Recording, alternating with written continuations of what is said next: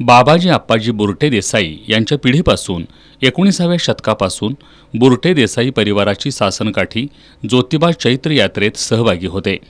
मंगळवार पेठेतील सुबराव गवळी तालीम परिसरात राहणारे गणपतराव बुरटे देसाई आणि तुकाराम बुरटे देसाई यांच्या परिवाराकडून याचा संपूर्ण खर्च केला जातो।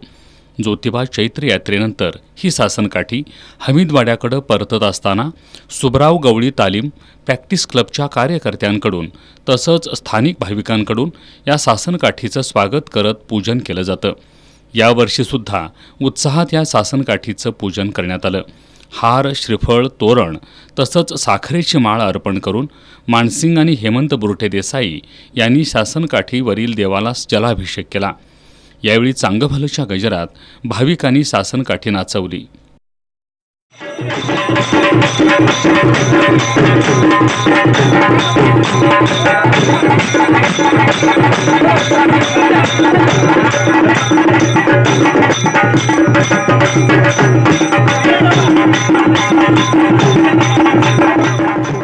सासनकाठीवरील देवाची आरती करून नैवेद्य अर्पण करत भाविकांना प्रसाद वाटप केल्यानंतर सासनकाठी हमीदवाड्याच्या दिशेने मार्गस्थ झाली।